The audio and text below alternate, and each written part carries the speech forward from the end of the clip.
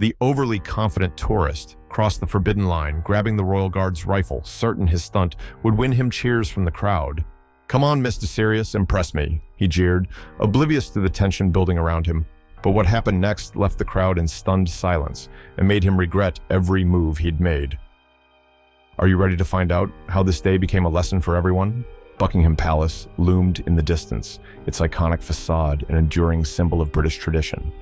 Beneath its shadow, the daily swarm of tourists bustled with excitement. Children clutched sticky waffles, wide-eyed at the grandeur before them. Parents, cameras in hand, competed for the perfect shot. Even the pigeons waddled around with an air of entitlement, scavenging crumbs as though they were royal subjects themselves. Amid this noisy spectacle stood Thomas Hardy, a royal guard, immovable as a granite statue. Thomas's appearance was pristine. His tall, bearskin hat added to his imposing stature. His crimson uniform looked as if it had just been ironed by angels, and his eyes, though fixed forward, exuded a silent authority. He was the embodiment of discipline and dignity, guarding not just the palace, but the centuries of tradition it represented. Every day, he faced the same onslaught of tourists who treated the guard like a sideshow, testing his composure with antics that ranged from harmless to downright insulting. "Hey mate, give us a wave," someone shouted. "How much for a selfie with the hat?" another quipped, prompting a ripple of laughter. Thomas remained unyielding, no reaction, not even a flicker of annoyance. His silence only seemed to encourage the crowd. A few people tried to mimic his stoic pose, giggling as they snapped pictures, while others hurled outlandish remarks, hoping for a crack in his facade. But Thomas never faltered. He had seen it all before, until today. That's when Chad entered the scene. Towering and loud, Chad was impossible to miss. With his neon yellow jacket and sunglasses that belonged on a beach, not in London, he radiated the kind of energy that screamed, "Look at me!" Streaming live to his followers, Chad's voice was a grating mix of bravado and obliviousness as he pushed his way through the crowd. No. "Yo, what's up, guys?" Chad hollered into his phone. "Your boy's in London, and we're about to find out if these royal guards are as serious as everyone says." A few people chuckled, others rolled their eyes. The crowd parted slightly, giving Chad room to perform his unsanctioned spectacle. "Okay, listen up," Chad continued, smirking as he gestured dramatically toward Thomas. "These dudes don't move, don't blink, don't even sneeze, but I'm about to change all that. Watch me make this guy flinch."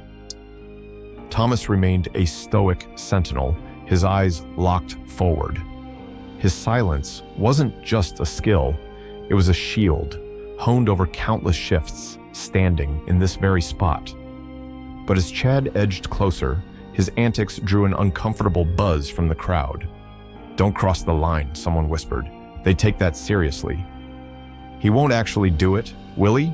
another murmured. Chad, of course, heard nothing. Or if he did, he didn't care. Emboldened by the growing attention and his live audience, he grinned and stepped right over the white line, a boundary as sacred as the guard's post itself. The shift in atmosphere was palpable. The laughter faded, replaced by a hushed tension. Chad swaggered closer, phone in one hand, his other stretching toward the guard's rifle. "Come on, man," Chad teased, his tone dripping with condescension. "It's just a game. You're not a robot, right?" The crowd collectively held its breath. Mothers clutched their children. Cameras zoomed in, capturing every detail of the unfolding moment. Even the pigeons seemed to pause, their tiny heads tilted as if in disbelief. Thomas didn't move. His stance was as firm as the palace walls behind him, but there was a shift in his presence, something sharp, electric, unspoken. His gaze, though seemingly fixed forward, burned with an unmissable intensity. And in that moment, the crowd understood one thing with chilling clarity. This was not going to end well for Chad. Chad made his final move, his hand reaching out and grabbing the barrel of Thomas's rifle with the confidence of someone who thought rules didn't apply to him. Come on, Mr. Serious," Chad sneered, the smirk on his face widening as his live stream audience egged him on. "You've got to say something now." The crowd gasped. A few giggles bubbled up, quickly silenced by the growing tension in the air. And then it happened. Thomas, the unshakable sentinel, moved. In a single, precise motion, he stepped forward, yanked the rifle from Chad's grasp, and squared his shoulders. His voice, sharp as a sword, rang out with authority. "Step back from the restricted area. That is an order." The effect was immediate. The laughter vanished. A ripple of shock swept through the crowd, followed by scattered applause from those who recognized the severity of the situation. Chad froze, his confident smirk slipping into something closer to confusion, maybe even fear. He stammered, his hands raised defensively. Whoa, dude, chill. It was just a joke. Relax, man. Relax." "Oh, sure, because nothing screams respect for centuries of tradition, like grabbing a soldier's weapon for a laugh." Even the pigeons seemed to roll their eyes at that one. Thomas, however, didn't budge.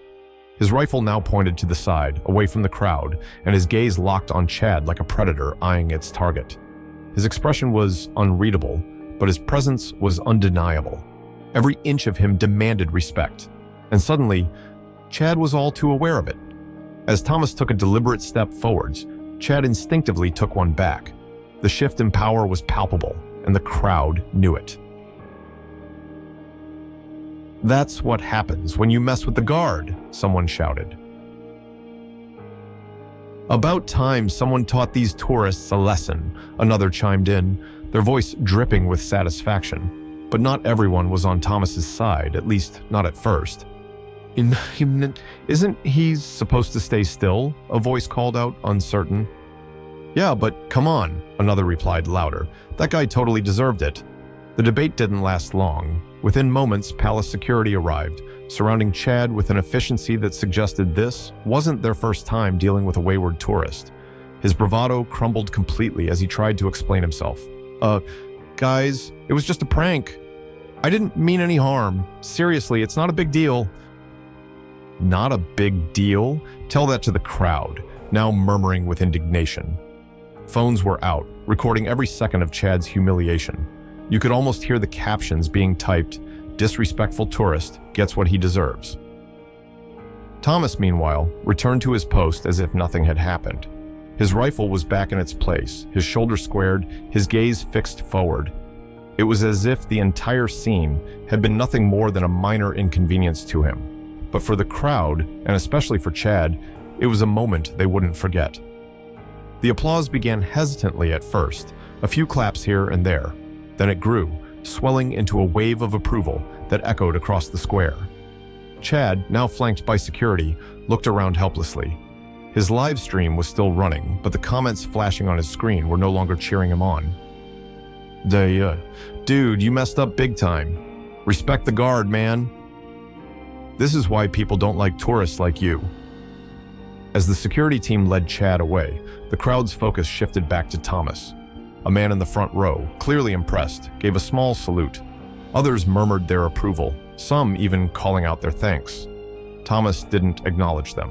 He didn't need to. His presence alone was enough to remind everyone why the royal guard commanded such reverence.